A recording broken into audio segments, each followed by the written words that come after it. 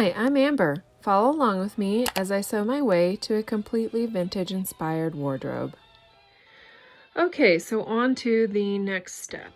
And off camera, I've gone ahead and put the lining together just because it was exactly the same as putting the coat together, so no need to actually redo that filming.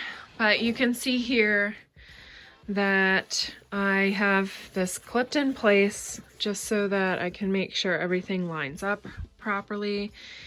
And as I went over before in a previous video, you can see the pattern matching because there is a seam line right here. So matched up the pattern pretty well, so I'm definitely happy with that.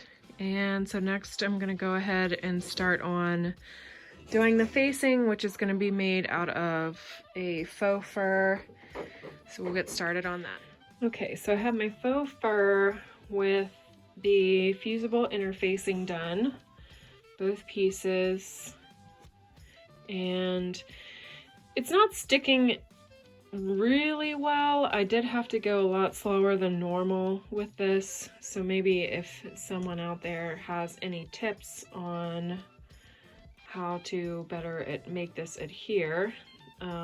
Otherwise, the only other thing that I could think to do instead of a fusible interfacing would be to maybe use like a cotton muslin to actually do the facing here. But anyway, I think it is good for the purpose of what I need it for, so I'm going to move on to the next step. All right, so I have sewn the two facing pieces together.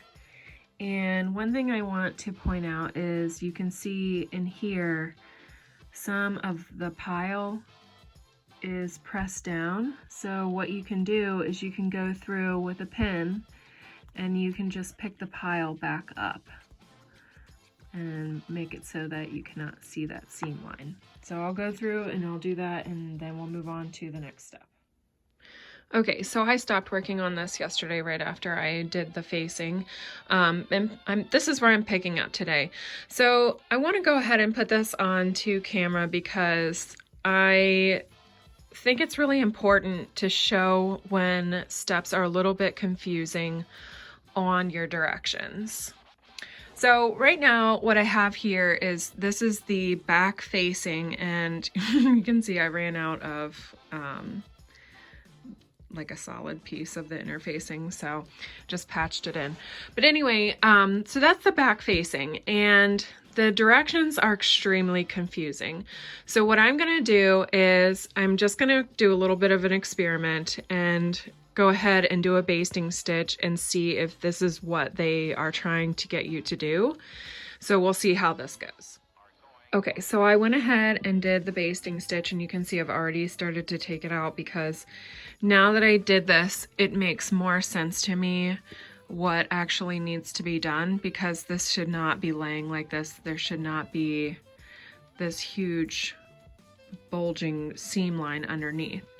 So the only reason that I'm documenting this is so that you can see that sometimes you just have to troubleshoot a step in the directions if it doesn't make perfect sense, because I feel like the next step that they have listed should really go before this step.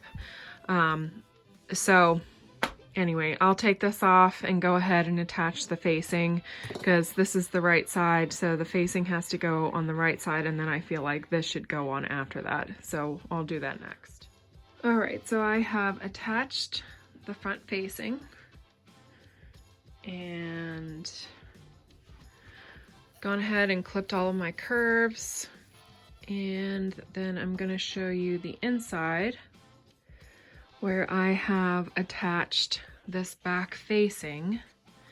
So this just makes a lot more sense to me as far as the steps are concerned.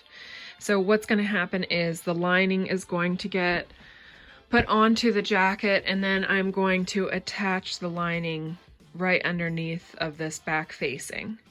So instead of attaching the back facing first and then the facing and then the lining, which is how it is telling me to do it in the directions, I think that this is gonna end up with a much better outcome. So that'll be the next step. So now I have this back facing pinned, and it's gonna be pretty much all hand stitching from here on out.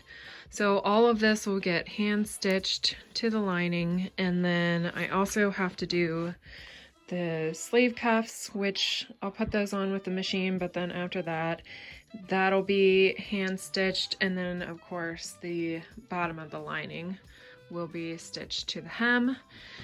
And just about that'll be it. That'll be wrapping up this project. All finished.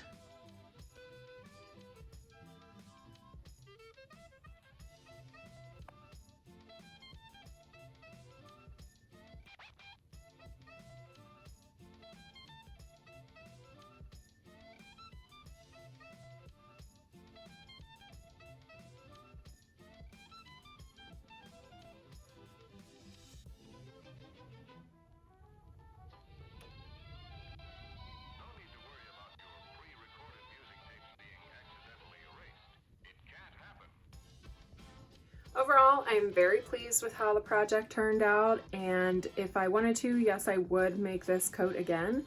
It's definitely a good starter coat if you have never made one for yourself before. No, there weren't really any structural elements to it, no pad stitching. It does call for shoulder pads if you wanted those, but I'm not a big fan of shoulder pads, so I just opted not to put those in. And as far as the hemming and things like that are concerned, that was just very straightforward. So yeah, I'm definitely pleased. So next, we're probably going to be working on the skirt that I have cut out that I've gone over in my January sewing plans video. So I'll be putting up a video of that next week. And if you like this, please go ahead, give it a thumbs up, hit the subscribe button so that you can be alerted every time that I post new content. Currently posting every Tuesday around noon, and I will see you next time.